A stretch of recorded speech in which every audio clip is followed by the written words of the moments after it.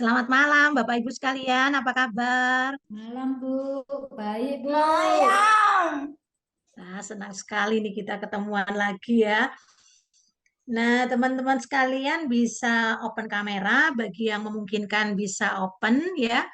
Dan kita akan bersama-sama memulai akan webinar Parent Support Classes pada malam hari ini dengan satu tema mencegah anak menjadi korban dan pelaku bullying ya. Jadi kita akan membahas secara khusus berkaitan dengan bullying ya, bagaimana anak-anak kita jangan sampai dibully, juga jangan sampai anak kita menjadi pelaku pembulian begitu ya.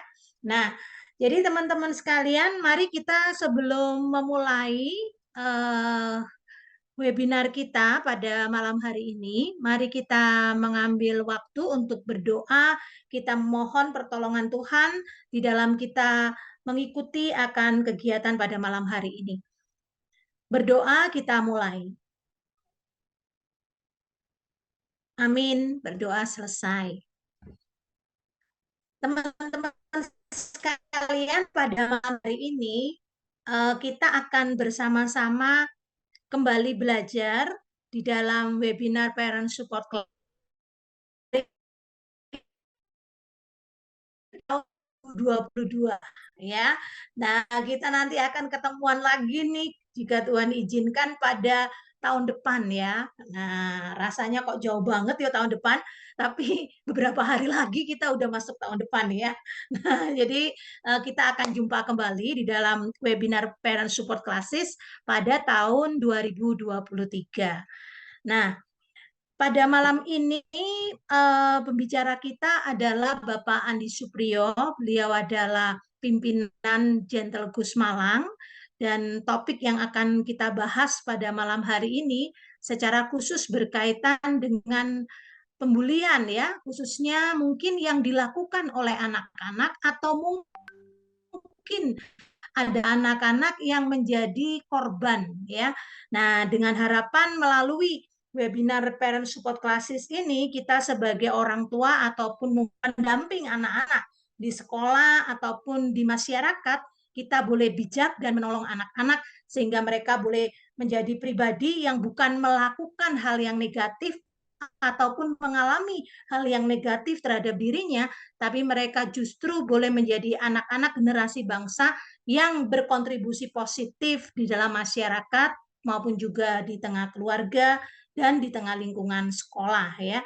Baiklah, kita akan memulai webinar Parent Support Classes pada malam hari ini dengan tema mencegah anak menjadi korban dan pelaku bullying yang akan disampaikan oleh Bapak Andi Supriyo. Kami persilakan kepada Pak Andi. Terima kasih. Terima kasih Bu Wiling. Selamat malam semua. Tidak terasa kita sudah di penghujung tahun 2022 ya. Kurang 2 minggu lagi. Ini adalah webinar Parent Support terakhir di tahun ini. Supaya bisa menjadi majukan pendidikan Indonesia lebih baik, parenting juga lebih baik, bagaimana kita bisa memajukan anak-anak kita menjadi generasi masa depan. Itu harapan kita pada saat memutuskan untuk membuat Parent Support Class ya. Dan karena ini webinar terakhir di tahun 2022, ketemunya udah nanti tahun depan ya. Jadi sekarang aja saya ucapkan selamat Natal buat yang merayakan tahun baru untuk kita semua ya. Meskipun masih 15 hari lagi. Daripada nanti nggak ketemu di webinar, ketemunya udah lewat tahun baru. Nah, ini mumpung kesempatan ya. Oke, saya mulai saja. Bentar saya share screen. Kelihatan semua? Kelihatan, Pak, kelihatan. Oke. Mencegah anak menjadi korban dan pelaku bullying ya. Sebelum saya mulai webinar kita, saya mau sharing pengalaman saya sendiri sebagai anak-anak dulu. Bagaimana dulu ketika saya masih kecil menjadi korban bullying. Makanya saya nggak heran kalau sampai sekarang tuh penyakit bullying itu seperti penyakit kronis ya di masyarakat kita. Susah banget untuk menghilangkannya. Saya akan cerita bagaimana saya dibully ketika TK itu tahun 1978. Anda bisa bayangkan, 1978 itu belum ada internet, belum ada televisi. Televisi cuma TVRI 1 ya, itu pun mulainya 4:30 sore sampai 10:30 malam. Acaranya juga itu-itu aja. Itu sudah ada anak yang menjadi pelaku bullying di TK saya. Saya masih ingat nama-namanya, saya masih ingat kelas berapa mereka ya. Ketika itu saya TKA, mereka juga TKA. Dan dibully itu karena masalah sepele ya. Saya waktu kecil itu dibawai tromol. Mungkin kalau Bapak Ibu tahu tromol, tempat minum. Tromol saya masih ingat ya, gambarnya sepak bola karena saya pilih sendiri. Waktu itu lagi heboh-hebohnya Piala Dunia Argentina, Mario Kempes. Kalau sekarang kan Lionel Messi. Waktu itu Mario Kempes. Saya bawa tromol ke sekolah dan saya satu-satunya yang dibawain tromol ke sekolah oleh mama. Sisanya nggak ada yang dibawain tromol, saya doang. Dan dibawain tempat roti. Isinya roti tawar yang dikasih susu kental manis dan meses. Saya masih ingat itu. Hanya karena seperti itu saya dibully. Dikata-katain anak mama lah atau apalah, gendut lah segala macam. Sampai suatu hari tromol saya itu dipukul dan jatuh. Perlu Bapak Ibu ketahui, ketika kecil saya preman ya, saya nggak seperti sekarang ini. Kalau sekarang ini kan sudah beradab ya. Ketika kecil tuh saya preman, jadi menghadapi 6 anak pun juga saya hadapin. Jadi setiap kali pulang itu pasti ada baret-baret gitu di tubuh saya, bekas berantem, kadang mimisan pulang, sampai mama saya itu merasa aneh. Kenapa kok saya itu pulang mesti selalu baret-baret? Karena saya orangnya nggak peduli, mau dikeroyok 6 juga saya hadapi, mau dikeroyok 10 juga saya hadapi, orang saya merasa nggak salah ya. Hanya karena saya bawa tromol dan tempat roti itu aja masalahnya. Mungkin mereka iri atau lapar ya, padahal tinggal minta. Minta pasti saya bagi. Dari situ saya ketika semakin dewasa saya belajar bahwa bullying itu sudah ada sejak dulu. Bukan hanya sekarang ini, bukan. Tahun 78 itu nggak ada internet, nggak ada TV, koran juga cuma 2 ya, Jawa Pos sama Surabaya Pos, majalah juga jarang. Jadi kalau bilang pengaruh eksternal sedikit sekali. Sedikit sekali. Oke, itu aja sedikit sharing saya. Saya mungkin nanti berharap dari Bapak Ibu kalau mau sharing juga bisa nanti di sesi tanya jawab ya. Oke, saya mulai sekarang webinarnya. Nah ini pengertian bullying itu apa sih? Perilaku agresif yang berulang, di mana satu orang atau kelompok orang yang dalam posisi berkuasa dengan sengaja mengintimidasi, melecehkan, atau memaksa seseorang dengan maksud untuk menyakiti orang tersebut secara fisik ataupun emosional. Jadi pengertian bullying itu bisa fisik, bisa emosional, atau dua-duanya ya. Berikutnya, nah ini perilakunya itu dilakukan dengan sengaja dan berulang. Kemudian ketidakseimbangan kekuatan. Jadi orang yang melakukan intimidasi ini memiliki kekuatan fisik lebih banyak daripada anak-anak yang diintimidasi. Jarang sekali pelaku bullying itu hanya satu orang ya. Jarang, meskipun ada ya jarang, tapi biasanya berkelompok. Perundungan itu selalu menimbulkan dampak emosional negatif pada anak yang diintimidasi, ya kan? Ini pasti kita semua setuju kalau ini ya.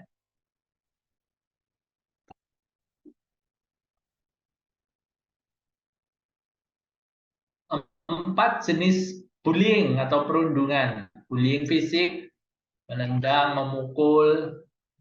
Verbal bullying, memberi nama panggilan atau membentak ya. Nama panggilan mesti yang jelek-jelek maksudnya ya, bukan yang bagus-bagus ini. Bullying relasional yaitu seperti mengucilkan atau menyebarkan gosip. Cyberbullying melibatkan pengiriman pesan gambar melalui perangkat digital seperti komputer dan ponsel. Oke.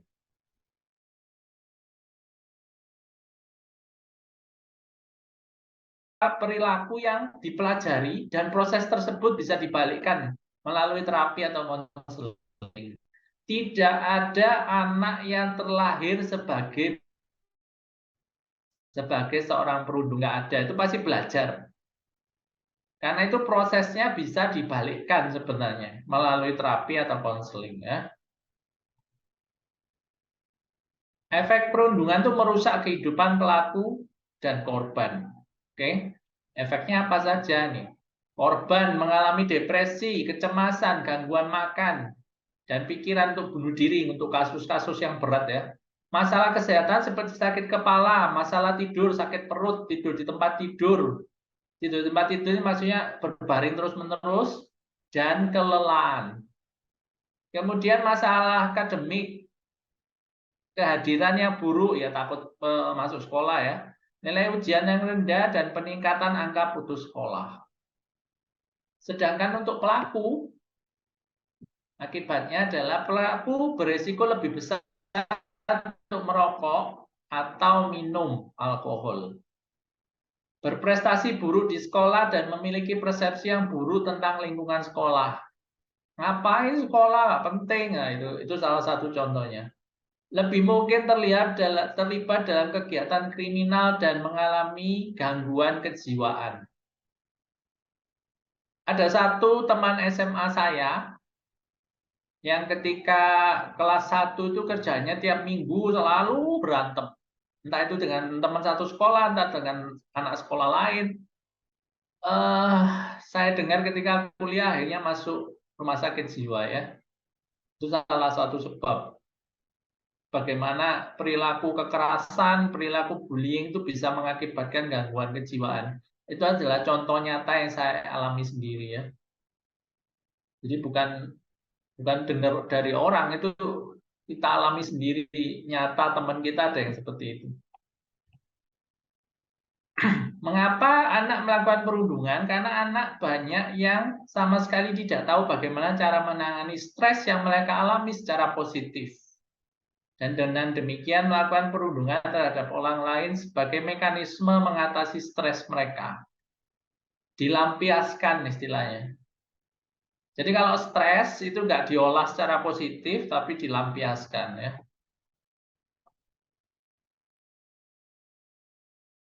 Sebab yang kedua, meniru perilaku orang-orang di sekitarnya tanpa menyadari bahwa tingkah laku mereka itu adalah bentuk perundungan.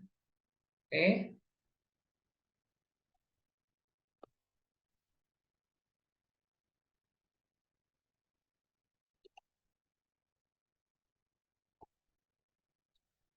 Banyak anak yang melakukan perundungan itu sebenarnya punya rasa percaya diri yang rendah. Sehingga mereka melakukan perundungan untuk memindahkan perhatian orang lain dari diri mereka. Kemudian banyak anak yang memiliki peer group atau lingkaran pertemanan yang buruk, yang berdampak pada perilaku mereka melakukan perundungan pada anak lain. Jadi kalau lingkungan temannya nakal-nakal, pasti ujung-ujungnya merundung anak yang lain ya. Banyak anak yang merupakan korban perundungan akhirnya menjadi pelaku perundungan karena lingkungan sekitar mereka juga mendukung perilaku yang demikian. Jangan heran ya, bullying di sekolah itu kadang terinstitusi. Ada yang istilahnya peluncuan. Saya nggak tahu namanya sekarang apa, tapi ujung-ujungnya sama ya, peluncuan namanya. Kemudian banyak anak pelaku perundungan mempunyai keluarga yang tidak harmonis di rumah. Banyak pelaku perundungan merupakan pelajar putus sekolah atau mempunyai nilai akademik rendah di sekolah. Jadi banyak anak itu yang mungkin karena merasa sekolah itu membuat dia stres, akhirnya dia melampiaskan ke teman-temannya juga.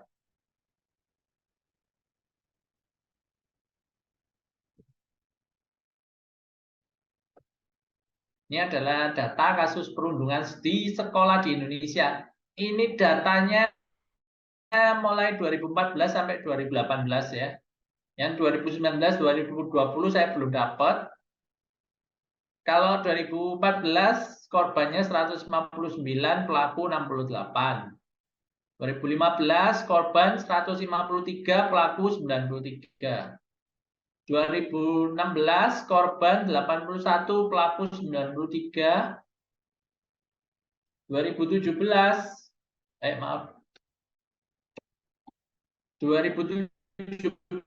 korban 129, pelaku 117. 2018 korban 107, pelaku 127. Trennya menunjukkan kecenderungan naik ya. Tapi sebenarnya tercatat itu ya hanya yang di ujung saja. Jadi itu fenomena gunung es. Yang di bawah yang nggak kelihatan itu pasti jauh lebih banyak. Ini waktu saya search kata kunci perundungan di Google, itu muncul sekitar 33 juta artikel tentang perundungan di Indonesia. Saya sampai terkaget-kaget ya. Terus terang, tema webinar kali ini merupakan tema terberat dari semua webinar yang pernah saya buat maupun saya ikuti. Karena ketika saya berusaha mencari materi, yang muncul adalah kisah-kisah sedih dan mengerikan tentang bullying di nggak usah jauh-jauh. Di Malang juga ada yang nanti saya tunjukkan. Dan mungkin di sekolah anak kita juga ada ya. Nanti perlu ditanyain juga anak-anaknya gimana ya. Banyak kasus perundungan tidak dilaporkan karena satu, diselesaikan secara kekeluargaan. Nggak dilaporkan ya, pokoknya ketemu kepala sekolah, ketemu orang tua, sudah dianggap selesai. Minta maaf, tanda tangan, tidak mengulangi, selesai. Pihak-pihak terkait merasa malu jika sampai tersebar. Pihak sekolah juga kadang malu ya, tidak ingin nama sekolah jadi jelek dan lain-lain. Orang tua apalagi merasa tidak akan ada perubahan kalaupun dilaporkan. Ya ini khususnya dari pihak korban biasanya. Males lapor pun juga nggak ada hasil. Kemudian takut diancam perundungan justru akan lebih buruk ya. Karena kan nggak mungkin dijaga 24 jam korbannya. Ya masuk kelas ya ketemu lagi sama pelakunya dan lain-lain. Yang kelima ini yang paling parah ya, merasa tidak berdaya. Nah ini cara mengenali anak korban perundungan. Sering ada luka di tubuh tanpa sebab yang jelas. Seperti saya waktu TK itu ya, pulang sekolah pasti baret-baret, gitu. Mimisan. Barang pribadi sering rusak atau hilang. Barang pribadi ini kadang bukan yang mahal ya. Penghapus, penggaris, buku tulis, gitu-gitu aja. Tiap minggu ada yang hilang, yang rusak, yang hilang. Itu tanda-tanda perlu dicurigai anak Anda menjadi korban perundungan ya. Sering sakit perut atau kepala tanpa sebab yang jelas. Tiba-tiba mengeluh sakit perut, tiba-tiba mau ke UKS, sakit kepala. Guru juga harus lebih peka kalau ada murid seperti ini ya. Makan sedikit sekali atau malah berlebihan. Kadang ada orang yang stres tuh nggak mau makan, ada yang stres makannya banyak. Itu tanda-tanda indikasinya di situ. Tidak mau berteman atau mengurung diri. Jadi pulang sekolah di kamar aja, kalau temennya telepon juga nggak mau terima. Udah nggak usah. HP-nya dimatiin, hanya lihat internet gitu. Kesulitan tidur atau mimpi buruk. Ini khususnya untuk yang sudah agak besar ya, SMP, SMA itu harusnya sudah jarang mimpi buruk. Kalau TK mungkin anaknya masih kecil, masih mudah takut, mimpi buruk mungkin. Tapi kalau SMP, SMA masih mimpi buruk, kita sebagai orang tua harus lebih peka ya. Sering berbicara tentang kesulitan hidup dan mengakhirinya. Mengakhirinya itu maksudnya di sini mengakhiri hidup. Bukan mengakhiri kesulitan hidup ya. Kalau mengakhiri kesulitan hidup bagus itu malah. Yang di sini saya maksud mengakhiri hidup. Ini yang sudah sampai tingkat parah nih yang nomor 7. Yang berikutnya yang perlu diwaspadai adalah cyberbullying. Internet yang mulai marak ya, tahun 2014.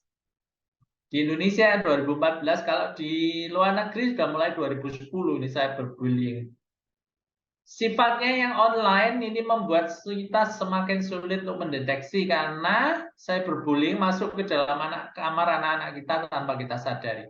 Kalau dulu anak pulang sekolah, masuk rumah kita sudah aman. Temennya mau bully gimana juga nggak mungkin kan ngikuti masuk ke rumah. Ya, ya. Nggak mungkin kan. Temennya yang tukang bully mau ikut ke rumah. Mau ketemu kita. Itu namanya, kalau bahasa Jawanya ulo marani gepuk tuh ya. Kan nggak mungkin.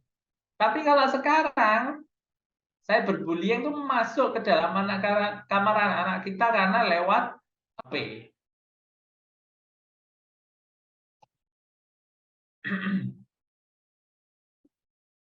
Cyberbullying itu dapat berupa akun anonim penyebar kebencian atau pemusuhan, postingan di medsos yang bersifat menghina, gosip online yang merendahkan, komentar jahat atau kata-kata kotor saat bermain game, postingan tidak senonoh yang melecehkan atau porn revenge. Saya akan bahas coba satu-satu ya. Mungkin ada dari kita yang belum familiar dengan cyberbullying. Akun anonim itu hampir seperti yang di webinar parent class sebelumnya ya. Akun anonim itu 99,9% akun itu anonim sebenarnya. Jarang banget yang betul-betul fotonya sendiri, namanya sendiri sesuai KTP, itu hampir nggak ada. Semua itu anonim. Jadi penyebar kebencian, permusuhan sangat mudah. Ya, postingan di medsos yang bersifat menghina. Mungkin contoh yang paling jelas untuk cyberbullying seperti ini adalah ketika banyak artis di Indonesia yang mengalami postingan di Instagram, di Twitternya dia yang bersifat menghina keluarga maupun artis tersebut. Itu yang tampak jelas karena dia artis ya. Itu juga bisa terjadi sebagai cyberbullying terhadap anak-anak kita. Kemudian gosip online yang merendahkan. Ini biasanya untuk cewek ya. Oh ini gampangan tuh si A itu bisa diajak begini begitu. Tanpa alasan yang jelas, tanpa sumber yang jelas. Namanya juga gosip online. Kemudian komentar jahat atau kata-kata kotor saat bermain game.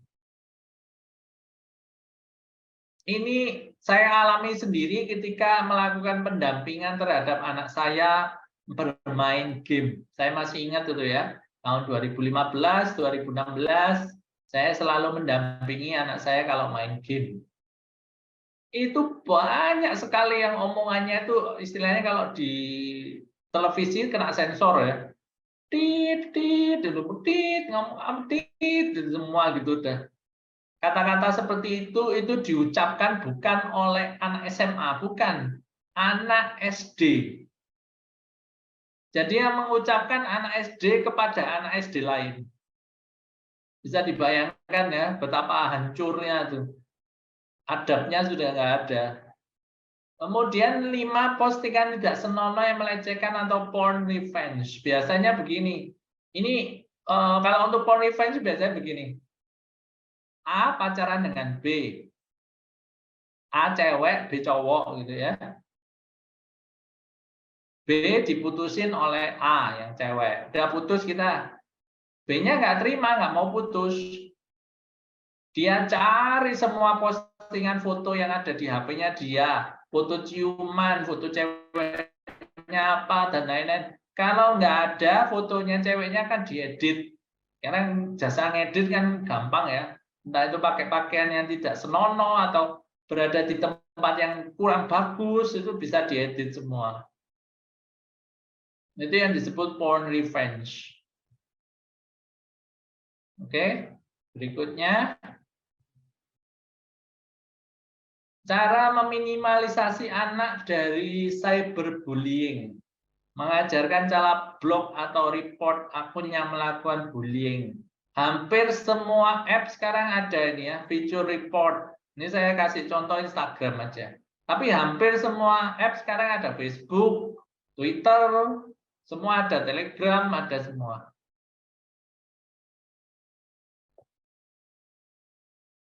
Mengajarkan cara setting privat akun untuk anak. Ini saya kasih contoh Twitter ya.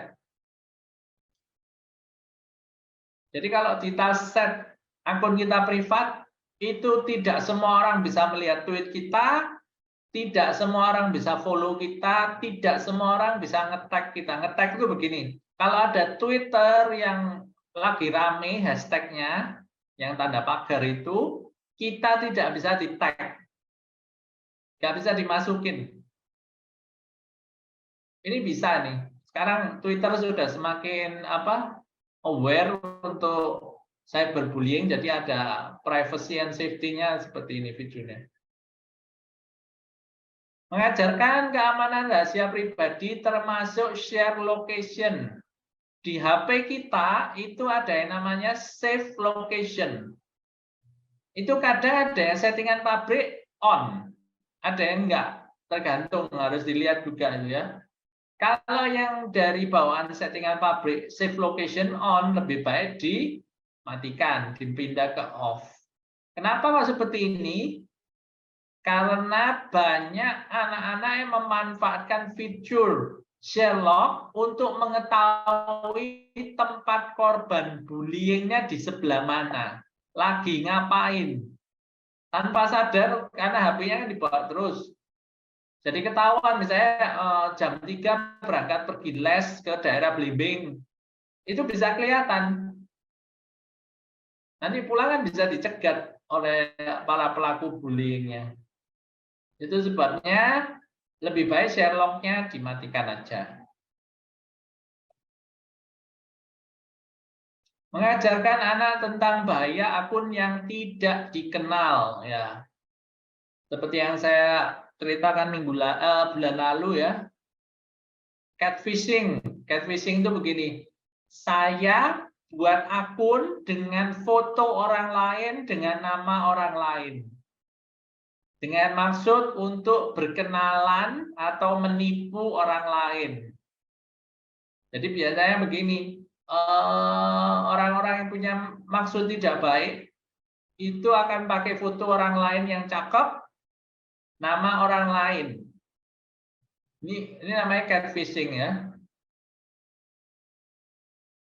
Mengapa orang melakukan catfishing? Satu, tidak secure, tidak merasa aman. Itu masih mending lah untuk buat dirinya sendiri. Untuk menutupi identitas mereka ya nggak apa-apa lah kalau itu privasi, terserah lah.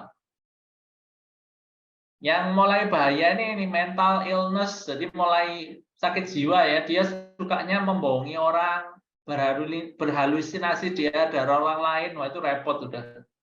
Revenge, nah ini revenge sih punya target tertentu, dendam sama si A, makanya dia mulai catfish. Misalnya si A suka Korea, K-pop, dia pura-pura menjadi orang yang juga suka K-pop dan lain-lain. Kemudian experimenting with sexual preferences, ini khususnya untuk LGBT ya. Kemudian to harass their target. Nah ini untuk istilahnya mengganggu target mereka. Ini yang termasuk cyberbullying nomor 6 pasti ya. Ajarkan anak untuk berpikir sebelum memposting apapun. Jadi think itu ada singkatannya. Is it true? Apakah itu benar yang akan diposting? Jangan-jangan itu hoax ya. Is it helpful? Apakah yang akan diposting itu membantu orang lain atau jangan-jangan malah menjatuhkan ya? Kemudian is it inspiring? Apakah yang akan diposting itu menginspirasi atau malah menjatuhkan ya? And is it necessary? Apakah itu perlu diposting? Kalau nggak perlu ya nggak usah ya kan? Is it kind? Apakah itu baik? Apakah itu baik hati? Atau jangan-jangan isinya jahat semua ya? Jadi, before you post, think. Oke. Berikutnya, ajarkan anak tentang etika dunia digital dan melaporkan cyberbullying ya. Karena akunnya anonim, omongannya jadi nggak karu-karuan. Bisa semau sendiri, merasa tidak ada tanggung jawab. Itu yang harus kita ajarkan pada anak kita, jangan seperti itu. Karena meskipun di dunia digital juga ada etikanya sebenarnya.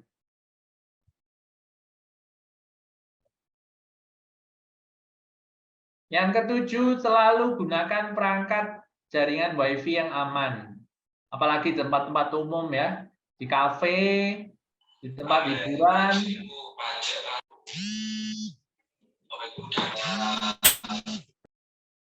Ini ada yang masuk, suaranya siapa ya? Sudah, Pak Andi. Sudah ya. Kemudian gunakan perangkat jaringan WiFi yang aman, ini gunanya supaya kita tidak dihack. Karena kadang password WiFi yang digunakan bersama-sama itu untuk beberapa orang yang mengerti cara menghack melalui WiFi itu akan sangat mudah. Apalagi kalau laptop atau HP kita tidak memiliki password. Ya, oke. Cara mengenali anak pelaku bullying. Kalau tadi kan cara mengenali anak korban bullying. Ini cara mengenali anak pelaku bullying. Terlibat perkelahian berulang. Perilaku menjadi semakin agresif atau liar, kemudian tiba-tiba memiliki banyak uang atau barang tanpa alasan yang jelas. 4. Selalu menyalahkan orang lain atas tindakannya. 5. Selalu khawatir akan kepopuleran mereka. Jadi mereka itu mau jadi Mr. Popular ya, atau Miss Popular.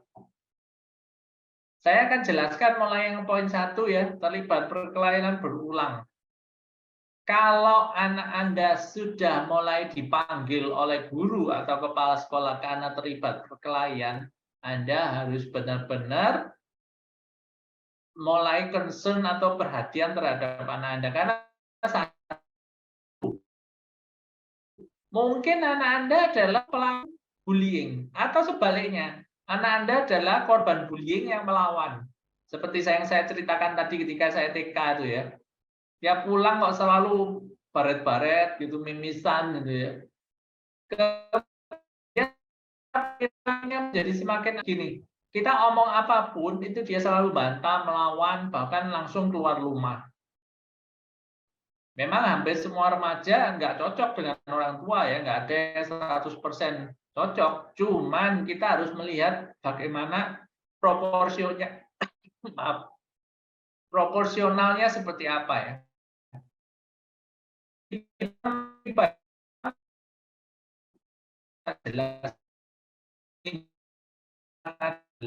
Ada sesuatu yang tidak beres. Bagaimana mungkin anak SMP atau SMA itu bisa pegang uang sendiri 300 sampai 500 ribu rupiah tanpa pernah kita tahu entah itu kerja apa atau dapat proyek apa gitu ya. Kemudian 4, selalu menyalahkan orang lain atas tindakannya. Ini adalah ciri-ciri orang narsis yang merupakan salah satu ciri pelaku bullying. Yang kelima, selalu khawatir akan kepopuleran mereka. Kalau mereka merasa ada yang ngomong dikit tentang dia udah tersinggung. Karena mereka tidak mau. Sifat-sifat narsis itu ada dalam diri pelaku bullying. Oke. Cara mencegah menjadi pelaku bullying. Pastikan mempunyai panutan yang baik. Saya pilih K-pop di sini bukan berarti harus panutannya K-pop ya, bukan. Cuman karena K-pop industri itu punya istilahnya aturan yang ketat, standar yang ketat ya. Kalau mau jadi idol harus begini. Ada skandal dikit sudah sama fansnya udah diributin sampai satu negara gitu ya. Jadi alangkah baiknya anak itu punya panutan yang baik. Baik itu dalam artian begini, berprestasi, punya kontribusi sosial yang jelas dan tidak merendahkan temannya atau orang lain. Ajarkan tidak biasa bergosip. Gosip itu dimulai sejak kecil ya. Jangan pikir gosip itu ketika kita sudah kuliah ya. Saya masih ingat ketika saya SMP, itu teman-teman cewek saya sudah mulai bergosip sejak kelas 1 SMP. Bahkan ada yang kelas 6 SD, meskipun hanya 1-2, nggak banyak. Tapi ketika SMP, hampir 85%, mungkin 90% tuh semua bergosip. Yang cewek. Yang cowok enggak, semua berantem. 90%. Oke. Tumbuhkan sikap empati sejak dini. Punya binatang peliharaan itu salah satu cara untuk menumbuhkan empati. Percaya nggak percaya? Kalau suka anjing, suka kucing, suka kelinci, suka hamster, bisa kita belikan untuk dia bertanggung jawab memelihara, sekaligus menanamkan empati sejak dini. Kasih makan peliharaan itu menanamkan empati sejak dini loh. Karena itu rasa bentuk tanggung jawab memelihara. Ya, oke. Hindarkan perilaku intimidasi. Kalau kamu tidak melakukan A, maka kamu saya pukul. Kalau kamu tidak melakukan B, maka saya akan ini. Ini termasuk intimidasi ya. Dan itu biasanya dipelajari oleh anak di rumah maupun di lingkungan. Bukan lingkungan sekolah mungkin ya, lingkungan rumah, lingkungan sekitar rumah. Tumbuhkan sikap menjadi seorang pemenang atau sportif. Kalau kalah, asalkan kamu sudah berusaha sebaik mungkin, nggak apa-apa. Jangan nggak mau kalah ya. Nggak mau kalah terus melakukan hal curang, nah itu nggak bagus. Ujung-ujungnya bullying pasti. Kembangkan kepercayaan diri anak tanpa merendahkan pihak lain. Anaknya yang harus percaya diri. Bukan anaknya merendahkan orang lain supaya dia kelihatan tinggi ya. Nggak seperti itu. Itu yang harus ditanamkan kepada anak sejak dini. Nah ini, tidak mengglorifikasi perilaku bullying dalam bentuk apapun. Saya boleh cerita sedikit ya tentang gambar kenapa saya pasang kok F-se ya, F4 ya. Saya sejak film F-se keluar yang booming tahun 2000 itu saya sebenarnya udah nggak setuju dengan istri saya. Bukan karena saya merasa tersaingi gantengnya ya, bukan ya. Saya merasa cerita F-se itu adalah bullying. 4 orang cowok yang ganteng-ganteng dan kaya-kaya ini adalah raja bully di sekolah. Kalau nggak percaya dilihat lagi filmnya. Benar nggak? Raja bully ini di sekolah. Sampai gurunya, kepala sekolahnya pun nggak ada yang berani. Kalau ada murid yang tidak mereka sukai, akan dihajar habis-habisan dan sampai keluar sekolah, nggak berani masuk lagi. Satu-satunya yang berani melawan hanya anak cewek yang namanya Sancai. Benar nggak? Jadi cerita Meteor Garden ini sebenarnya mengglorifikasi pelaku bullying. 4 orang ini loh. Yang cowok-cowok ganteng dan kaya ini adalah pelaku raja bully sebenarnya. Itu sebabnya ketika Meteor Garden keluar dulu, saya sudah tidak senang. Bukan karena saya merasa tersaingi gantengnya, enggak ya. Jelas mereka lebih ganteng. Dilihat dari sudut manapun, dari sedotan maupun dari bulan, tetap mereka lebih ganteng ya. Mereka ini adalah raja bully di sekolah. Tapi ceritanya malah jadi lucu. Mereka jadi protagonis atau tokoh utama di cerita Meteor Garden. Meskipun ada Sancai ya. Sancai tetap tokoh wanita utama. Tapi 4 orang ini kan tokoh pria utama. Oh, judulnya aja F-se, Meteor Garden F-se, bukan Meteor Garden Sancai kalau judulnya. Jadi saya tuh nggak suka, bukan karena filmnya jelek, bukan. Ini mengglorifikasi bullying. Dan ini yang tertanam selama 20 tahun. Bayangkan aja sampai ada versi Jepang, versi Korea, terakhir versi Thailand baru-baru ini. Versi Indonesia sudah ada ya, 2002 yang main Indra Bruggman, Roger Danuarta, dan lain-lain. Kalau masih ingat ya, judulnya Siapa Takut Jatuh Cinta, saya masih ingat itu. Itu sebenarnya kan mengglorifikasi pelaku bullying. Mau dibolak-balik kayak apa ceritanya, ya itu intinya. Raja bully ini, 4 ini hanya ketemu cewek yang berani melawan, dan akhirnya mereka jatuh cinta. Bukan bertengkar loh ya. Sampai akhir mereka tetap jadi raja bully. Kalau nggak percaya dilihat lagi ceritanya. Mereka berempat ini nggak pernah tobat. Ceritanya nggak pernah tobat. Nggak pernah berbaikan dengan korban bullying mereka, nggak pernah. Coba dilihat lagi kalau nggak percaya. Di YouTube ada kok. Kalau sempat mau lihat juga bisa. Nggak pernah berbaikan atau minta maaf dengan korban-korban bullying, nggak pernah. Cuman minta maaf sama Sancai. Kalau nggak percaya, coba dilihat. Apakah ini bisa menjadi film yang cocok untuk remaja? Silakan Bapak Ibu nilai sendiri. Sampai dibuat versi Korea, versi Jepang, terakhir versi Thailand. Cowoknya ganteng-ganteng, semua yang dipilih ganteng-ganteng, keren-keren. Karena memang ceritanya kan anak orang super kaya semua. Oke, berikutnya. Ini yang video ya. Bapak Ibu yang merasa tidak suka melihat video kekerasan, apalagi kekerasan yang dilakukan anak-anak ya, silakan kameranya ditutup dulu. Saya sudah ngomong ini ya. Akan saya mulai dalam 1, 2, 3. Ini yang pertama adalah kasus perundungan yang terjadi di sebuah SMP swasta di Bandung. Kamis 17 November 2022 sekitar jam 9.15 di dalam kelas 9. Bukan di luar loh ya, di dalam kelas.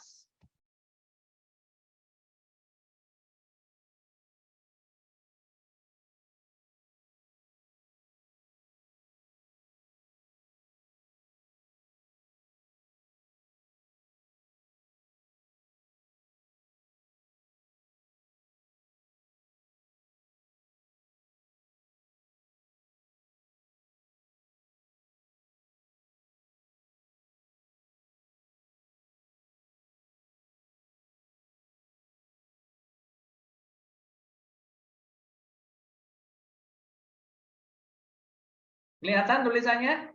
Terlalu kecil. Saya bacakan ya. Yang bikin sakit itu sekolahnya tidak bereaksi apa-apa setelah pihak keluarga mengadu ke sana, bahkan terkesan menutup-nutupi. Ini untung divideoin, tapi kata teman-temannya itu sudah sering kejadiannya, tapi baru kali ini divideoin. Jadi temannya itu dipakein helm yang dibully, kemudian ditendangi sampai pingsan. Dan itu terjadi di dalam kelas. Sejauh ini masih diselidiki karena guru-gurunya berdalih nggak tahu. Dan teman-teman sekelasnya juga nggak mau cerita, pada takut. Gua nggak tahu kenapa. Sejauh ini, Senin pihak keluarga rencananya akan datang ke sekolah lagi untuk melanjutkan proses di sana. Karena besok dan Minggu sekolah tutup. Terus besok akan dihubungi pihak keluarga pembuli ini. Kejadiannya Kamis, pihak keluarga korban pembuli datang ke sekolah Jumat. Ya. Kemudian ini kasus perundungan, bukan terhadap teman ini ya, terhadap orang lain. Malah orang yang jauh lebih tua. Di Desa Panompuan Jahe, Kecamatan Angkola Timur, Kabupaten Tapanuli Selatan, Sumatera Utara. Jumat 18 November 2022 sepulang sekolah.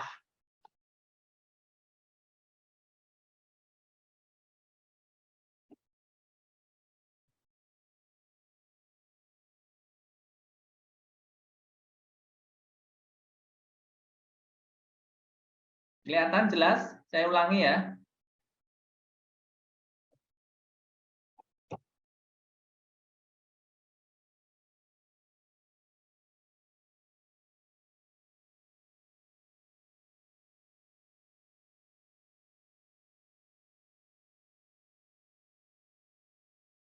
Pelakunya adalah anak-anak SMP yang baru pulang sekolah.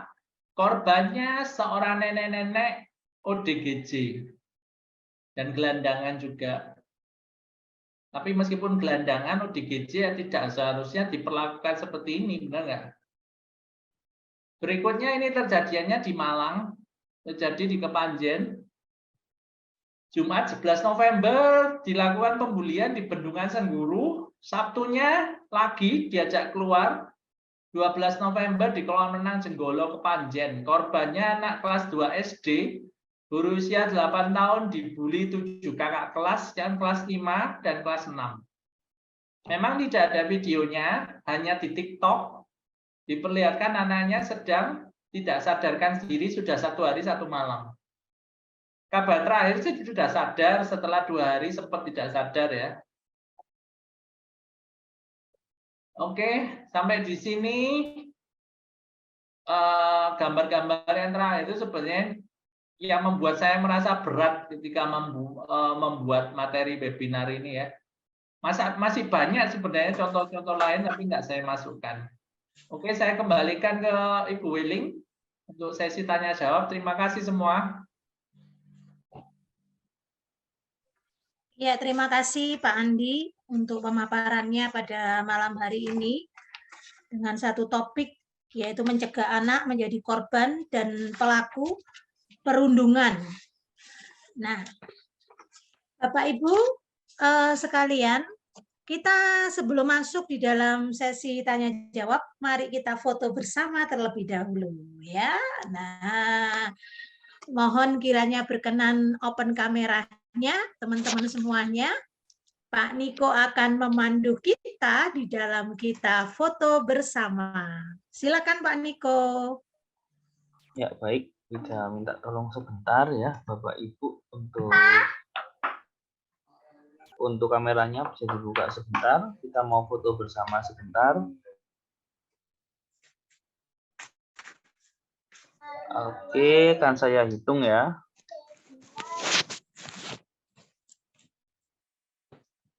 Oke, 1, 2, 3.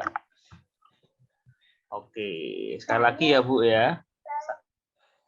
1, 2. Oke, gaya bebas ya. 3. Ya, terima kasih. Oke, terima kasih Pak Niko dan juga semua teman-teman. Nah, sekarang nih saya ada satu pengumuman. Nah, pengumumannya yang baik-baik nih. Pada tanggal hari Selasa dan Kamis ya teman-teman ya, pada tanggal 20 dan tanggal 22 Desember.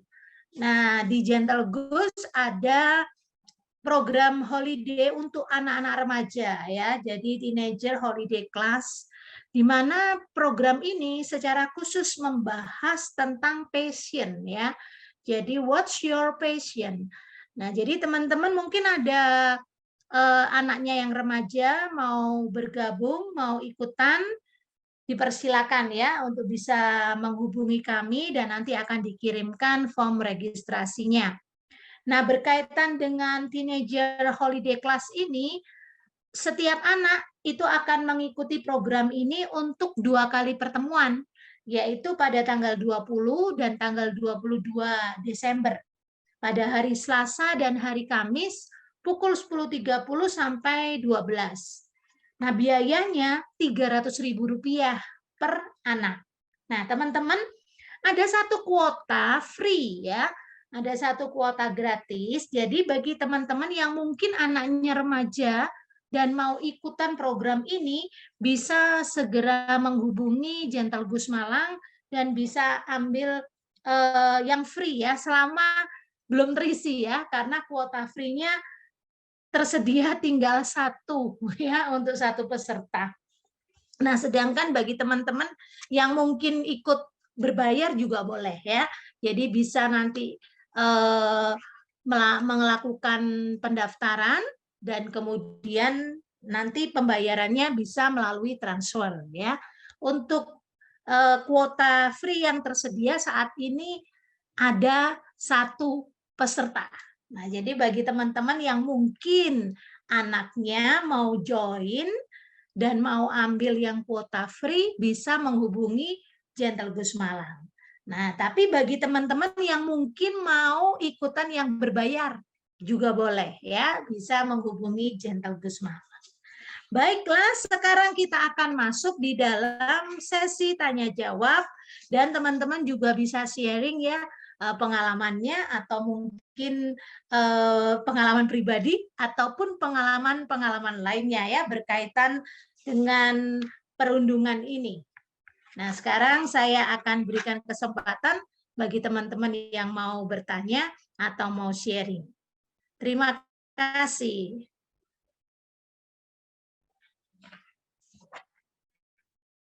Ya, silakan Ibu Givi. Selamat malam. Selamat malam, Bu. Terima kasih. Dari pemaparan Pak Andi tadi, yang saya perhatikan itu adalah pelaku dan korban. Itu sepertinya usianya mungkin usia SD ya, Bu ya. Bagaimana kalau misalkan saya ada beberapa pertanyaan ini, Bu. Yang pertama, kategori bullying yang verbal. Itu bagaimana perkataan itu dikatakan bullying, terutama untuk anak TK, karena saya melihat dan mendengar sendiri ada guru yang mengucapkan sesuatu. Kemudian yang kedua, bedanya bullying dengan labeling apa ya, Bu? Kemudian yang ketiga, tadi dicontohkan kalau di sekolah itu biasanya salah satu ciri korban itu adalah jarang masuk di akademiknya ya, karena dia takut. Apakah kalau misalkan ada satu kasus, tadinya anak ini aman-aman saja, tapi berhubung ada seseorang yang di dalam kelasnya ini yang membuat dia nyaman ada di situ, kemudian pindah, kemudian anak ini jadi tidak masuk. Apakah itu termasuk dia korban bullying, sedangkan orang yang membuat dia nyaman sudah tidak ada di situ? Begitu, Bu. Terima kasih.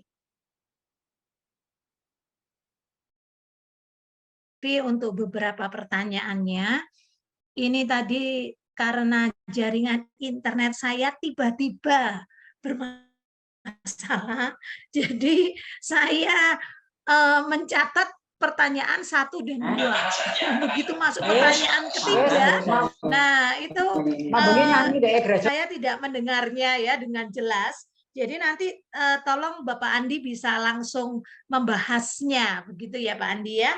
Nah, jadi yang pertama berkaitan dengan bullying verbal itu kategori usianya seperti apa dan mungkin bentuknya seperti apa gitu Pak ya. Kemudian juga apa sih bedanya bullying dengan labeling gitu ya dalam kehidupan kita sehari-hari. Dan untuk pertanyaan selanjutnya Pak Andi nanti bisa langsung menjawabnya. Oke, terima kasih Bu Givi untuk pertanyaannya dan saya persilakan Pak Andi untuk dapat menjawab atas pertanyaan ini. Terima kasih.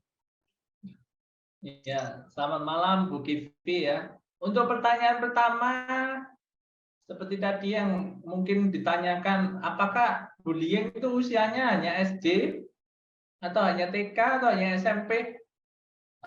Bullying itu nggak mengenal usia ya, bahkan sampai di tempat kerja pun itu nanti pasti akan mungkin beberapa dari kita juga menemui hal seperti itu. Karena kategori bullying seperti yang saya tulis di webinar tadi ya, itu 1 berulang, 2 pelaku mempunyai kedudukan lebih tinggi atau mempunyai orang lebih banyak, lebih kuat dan lain-lain, istilah penindasan. Kemudian terjadi berulang kali. Jadi kalau yang pertama tadi Bu Bibi tanya, loh, bullying verbal itu seperti apa ya? Apakah dengan memanggil nama panggilan itu termasuk bullying? Saya harus katakan kita harus lihat dari 2 sisi. Contohnya begini, kalau teman akrab saya ngomong, "Ndut wis mangan durung?" Saya tersinggung nggak? Enggak kan? Karena saya tahu itu teman saya, tiap hari juga ngomongnya gitu ya kan. Mungkin bagi orang lain yang melihat itu kurang etis. Kurang etis ya, benar ya? Kemudian kita juga harus lihat apakah itu merupakan norma di lingkungan pertemanan mereka atau enggak. Atau hanya ada satu anak itu saja yang dipanggil dengan nama tertentu, nama panggilan tertentu. Kemudian yang ketiga, kalau yang lain tertawa, yang anak itu tidak tertawa, berarti mereka mentertawakan anak tersebut, benar kan? Tapi kalau mereka semua tertawa bareng, berarti mereka tertawa bersama-sama, itu bukan bullying. Ya, mungkin ini untuk menjawab Bu Givi tadi ya. Bullying verbal itu seperti apa, Pak? Apakah dengan memberi nama panggilan yang jelek-jelek itu termasuk bullying? Nah, itu harus dilihat bagaimana pertemanan mereka. Kemudian untuk beda bullying dan labeling, begini. Labeling itu adalah julukan yang kita berikan dari kita sebagai pendidik atau orang tua terhadap anak didik atau anak. Itu baru bisa disebut labeling. Oh, anak ini pemalas, oh anak ini nggak niat sekolah dan lain-lain, itu sebenarnya labeling. Dan itu nggak bagus juga, bener. Tapi nggak bisa disebut bullying. Kenapa? Karena itu tidak dilakukan oleh satu kelompok orang terhadap satu kelompok orang yang lain. Ini adalah perkataan yang istilahnya ini loh, kamu tuh kayak seperti ini. Itu namanya labeling. Dan mungkin juga nggak dilakukan berulang-ulang di depan anak tersebut, benar nggak? Kalau labeling mungkin lebih ke pembicaraan antar guru atau antar orang tua waktu ngantar anaknya, ya kan? Oh, anak saya itu males, nggak pernah buat PR di rumah, itu labeling sebenarnya. Atau anak saya itu loh kok setiap kali pulang sekolah langsung keluar ngeluyur, itu juga sebenarnya labeling. Bedanya labeling sama bullying di situ antara pelaku dan cara membuat istilahnya bukan cara membuat, cara mengucapkan. Ya.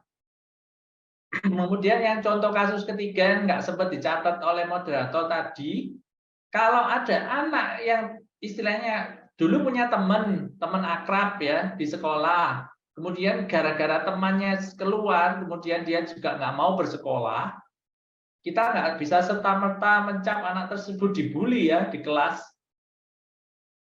Iya nggak? Siapa tahu itu memberikan dampak emosional kehilangan.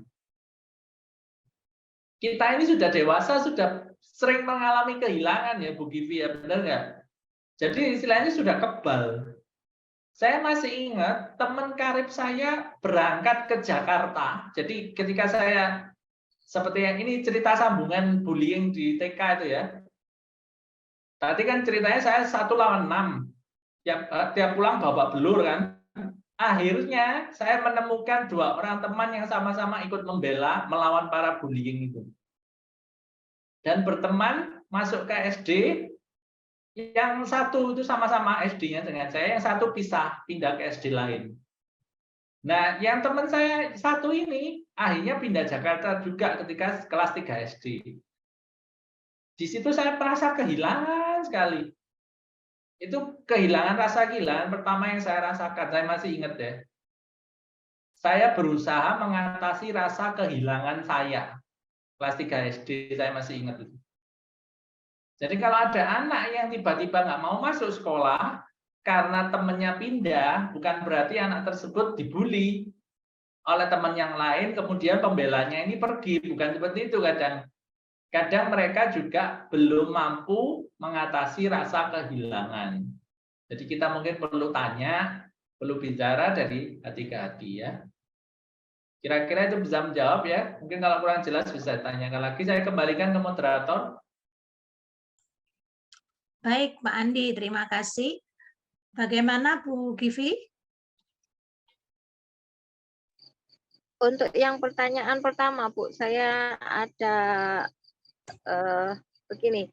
Yang saya lihat itu, jujur aja, itu kurang enak. Karena begini, orang yang mempunyai kuasa lebih dari anak ini, nakal ini, gak boleh gitu, nakal ini. Nah, itu hampir setiap hari diucapkan. Karena sebetulnya saya lihat anak ini bukan nakal tapi jahil begitu. Tapi yang jadi karena kita guru lebih tua dari usianya, jadi saya menganggap kita di posisi lebih dari anak itu ya. Nah ini itu hampir setiap hari nakal ini. Nah itu apa termasuk bullying begitu Bu? Baik, terima kasih Bu. Bagaimana Pak Andi? Apakah ketika orang dewasa ya, mungkin guru atau mungkin orang tua yang berulang-ulang ya menyampaikan kepada seorang anak kecil dengan kata nakal dan itu diulang-ulang terus, apakah itu termasuk juga bullying yang dilakukan oleh orang dewasa kepada anak ini, Pak? Kalau saya ngomong itu sebagai labeling malah, bukan bullying. Tapi memang labeling yang dilakukan berulang-ulang, apalagi di depan teman-temannya, itu lama-lama bisa dicontoh seperti yang gambar tadi ya. Bagaimana anak melakukan perundungan karena mencontoh lingkungan di sekitarnya tanpa sadar itu ada bullying. Kalau guru memberikan omongan itu saya ngomong itu labeling, bukan bullying. Nakal kamu, ini nakal ya, nah ini itu labeling, bukan bullying. Kalau teman-temannya mulai mencontoh, kemudian dilakukan setiap saat, setiap hari, nah itu teman-temannya melakukan bullying.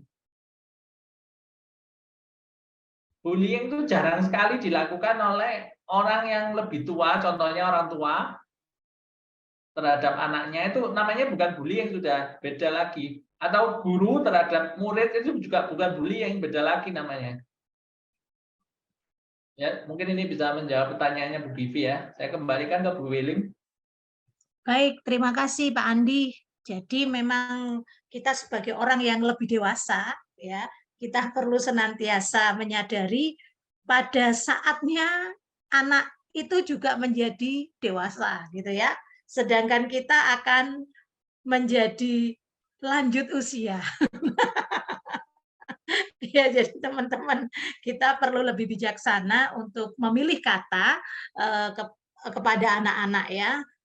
Nah, jadi sehingga kita tidak melakukan labeling, khususnya yang justru memberikan apa namanya image kepada si anak itu sesuatu yang mempunyai konotasi yang negatif ya. Nah, itu sangat mempengaruhi sekali dalam tumbuh kembangnya tentunya. Baik, mungkin ada teman-teman yang lain yang mau tanya atau mau sharing, silakan.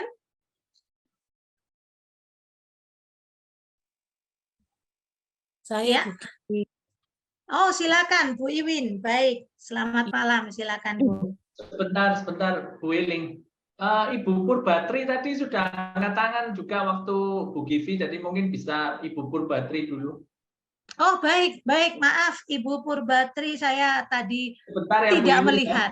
Ya. Ya, jadi Bu Iwin, kita Ibu Purbatri, kemudian ke Bu Iwin ya. Oke ya. Baik. Baik, terima kasih. Silakan Ibu. Baik, ya terima kasih untuk kesempatannya Pak Andi dan Ibu. Saya mau bertanya Pak, ya kan bagaimana lebih ke anak ya Pak ya, lebih ke anak kita sebagai orang tua, artinya apa ya,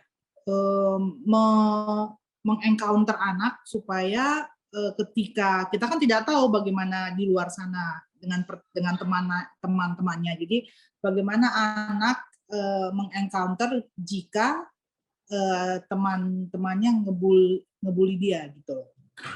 Maksudnya mengajarkan anak bagaimana mempertahankan dirinya ya supaya tidak menjadi korban bullying seperti itu. Ya itu aja Pak dari saya pertanyaannya. Terima kasih.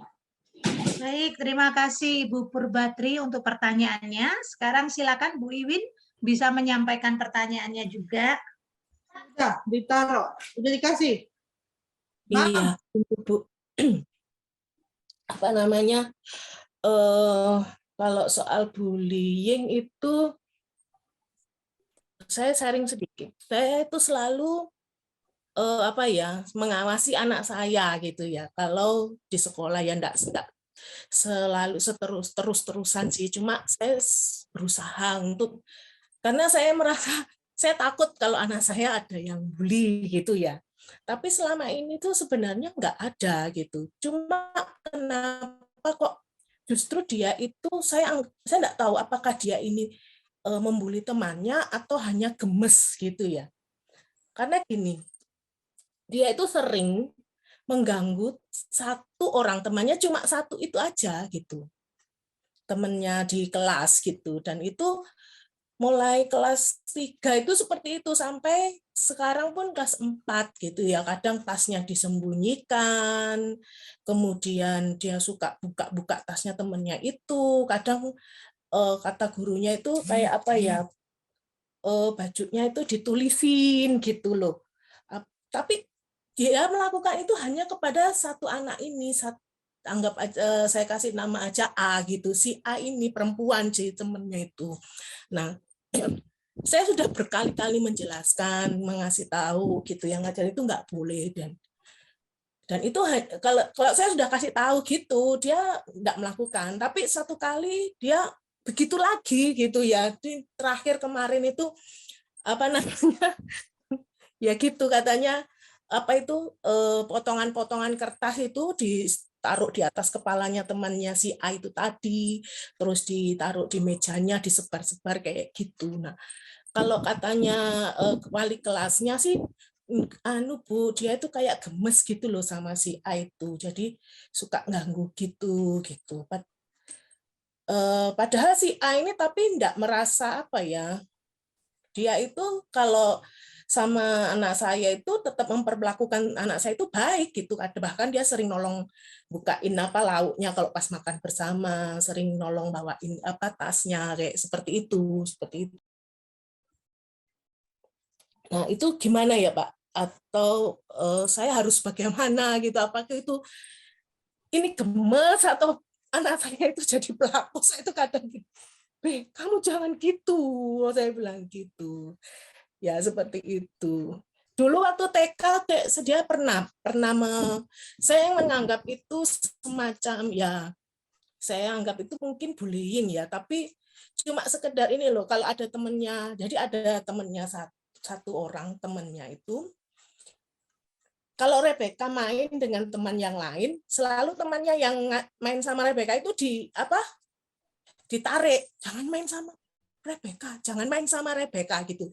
Jadi nggak ada yang boleh main sama Rebecca gitu. Tapi Rebecca itu dia lebih cenderung apa ya, kayak asik sendiri gitu. Jadi nggak merasa terganggu walaupun tidak boleh bermain sama temennya yang lain. Tapi setelah itu ya sudah baik-baik aja. Mulai kelas 3 itu kok mulai dia yang seperti itu dengan temannya itu mulai kelas 3 temannya si A itu sampai sekarang kelas 4. Walaupun tidak setiap hari tetapi sudah beberapa kali seperti itu gitu. Begitu Bu, terima kasih. Baik, terima kasih Ibu Iwin pertanyaannya. Pak Andi, ini ada 3 pertanyaan.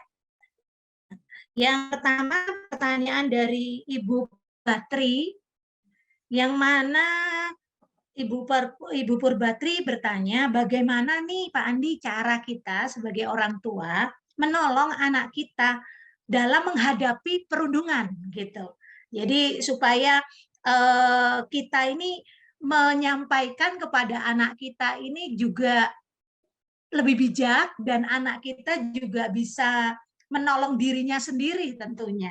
Nah, ini pertanyaan yang sangat baik sekali ya Pak Andi ya. Kita sebagai orang tua perlu banget nih tahu caranya bagaimana menolong anak kita menghadapi perundungan di sekitarnya gitu. Nah, yang kedua dari Bu Iwin, nah apakah anak-anak kita ini pelaku perundungan gitu ya, karena ada kecenderungan dengan satu teman tertentu saja ini selalu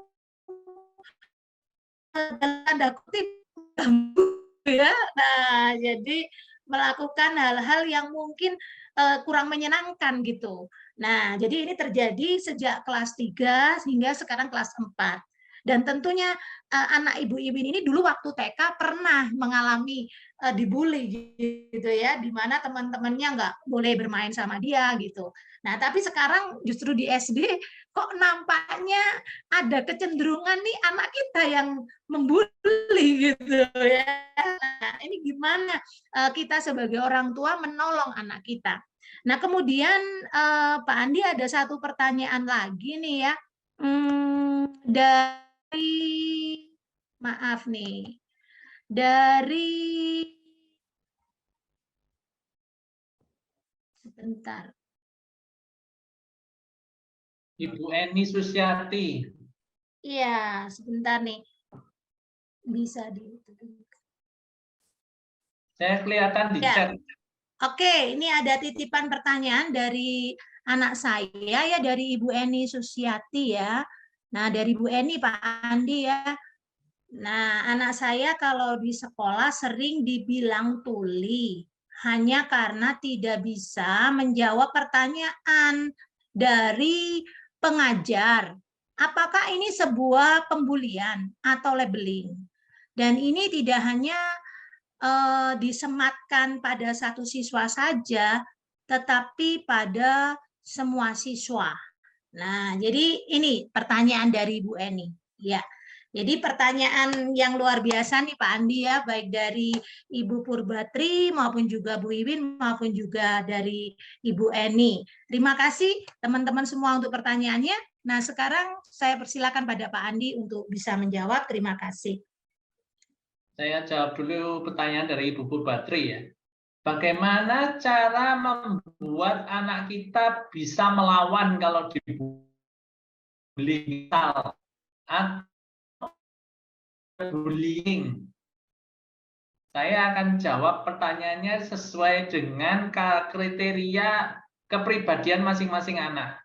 Ada anak itu yang memang pemberani, ada anak yang penakut. Sejak kecil udah kelihatan lah. Kita sebagai orang tua pasti tahu ya kan. Ada anak yang pemberani, ada yang penakut, ada yang pendiam, ada yang rame, dan lain-lain. Biasanya anak yang dibully itu pendiam dan tidak berani melawan, betul kan?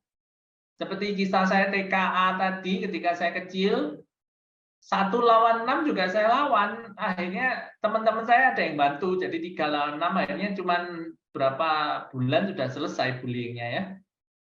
Itu anak yang pendiam dan tidak berani melawan biasanya adalah sasaran empuk dari para pelaku bullying.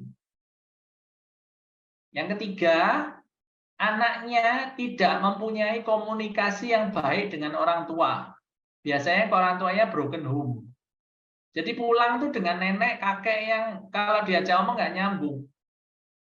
Memang nggak semua seperti itu, cuman komunikasi dengan orang tua itu adalah kunci menanamkan imun terhadap bullying.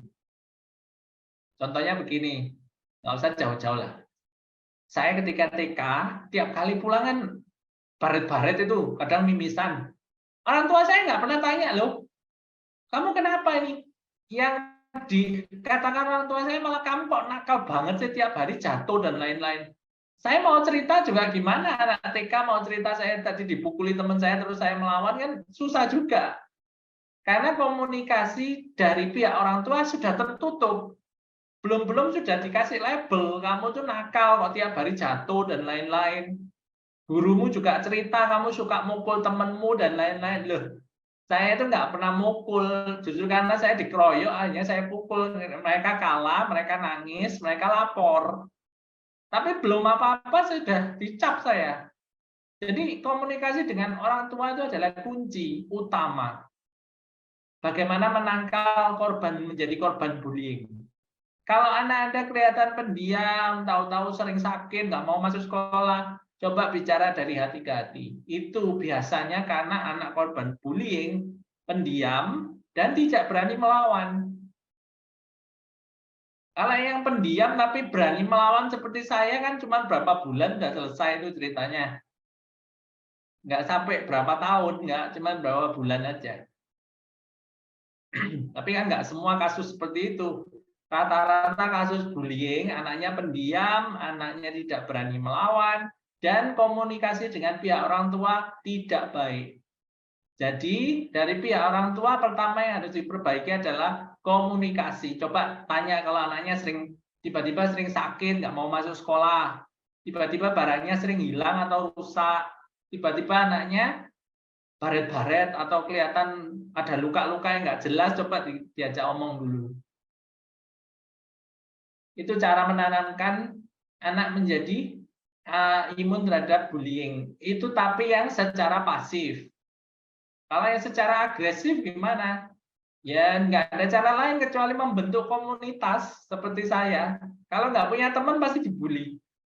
Karena tukang bully itu kerjanya mencari yang sendirian. Yang nggak ada teman, itu pasti udah. Jadi mungkin untuk Ibu Purbatri itu ya. Kemudian yang Ibu Iwin, saya tahu sendiri Rebecca bagaimana ya Bu Iwin ya. Rebecca anaknya cuek gitu ya. Ya. Jadi kalau dia istilahnya gangguin teman dan lain-lain temannya itu terus mungkin itu adalah teman dekatnya Bu Iwin. Kalau nggak teman dekat dia nggak berani. Saya tahu Rebecca anaknya seperti apa. Memang kurang bagus kalau kita lihat ya anaknya ini kalau lama-lama kurang ajar sama temennya. Iya memang benar harus diberitahu benar.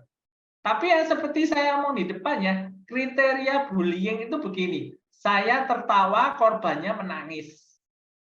Kalau saya tertawa teman saya juga tertawa itu bukan bullying, itu namanya bercanda.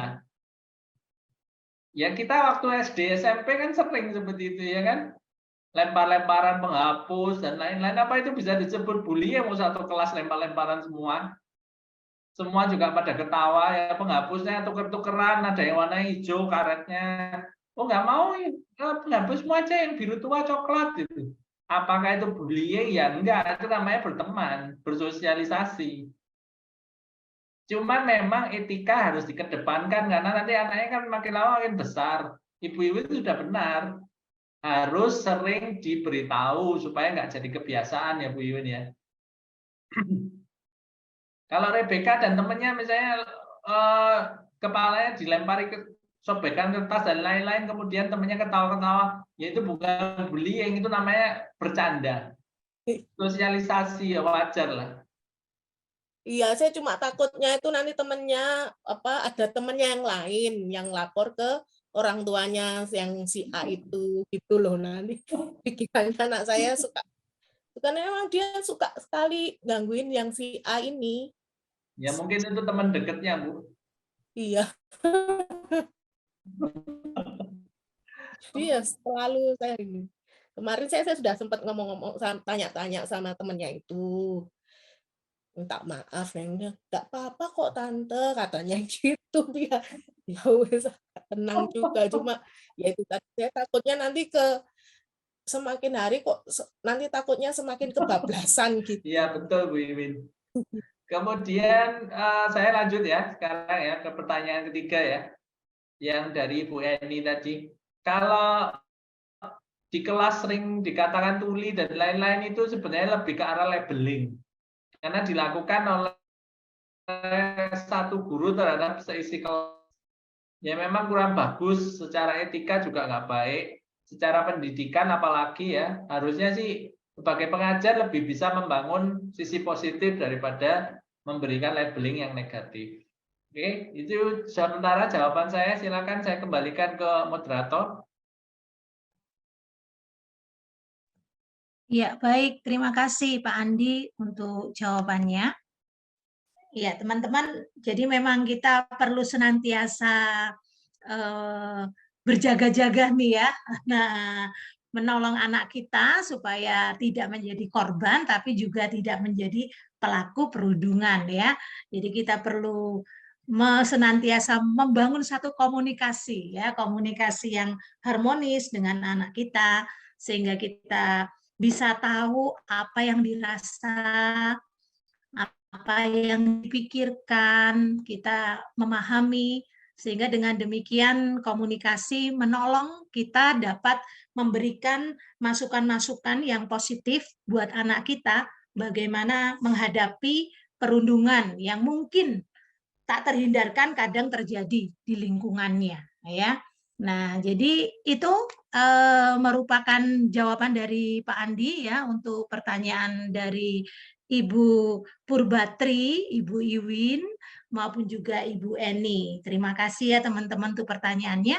Baik, mungkin ada yang mau bertanya lagi atau mau sharing, silakan.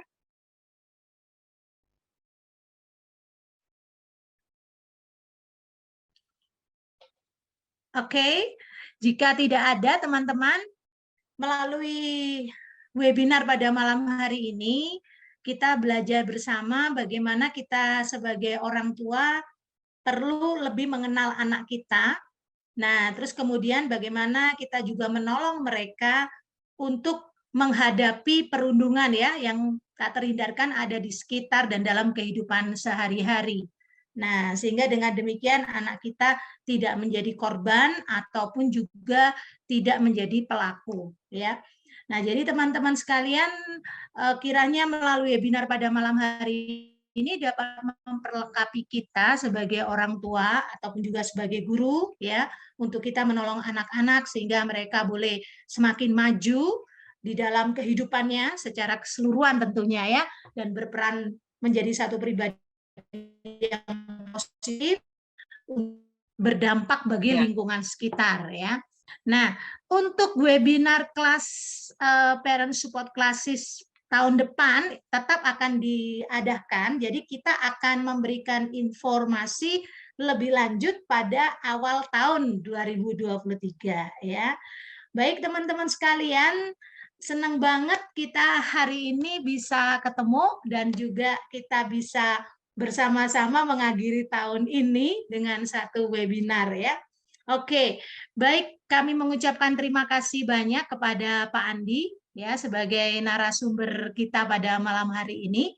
Juga terima kasih banyak kepada teman-teman sekalian yang sudah bergabung pada malam hari ini dalam webinar Parent Support Classes yang diselenggarakan oleh Gentle Gus Malang. Nah, sebelum kita berpisah, mari kita bersama-sama kembali berdoa menurut agama dan keyakinan kita masing-masing.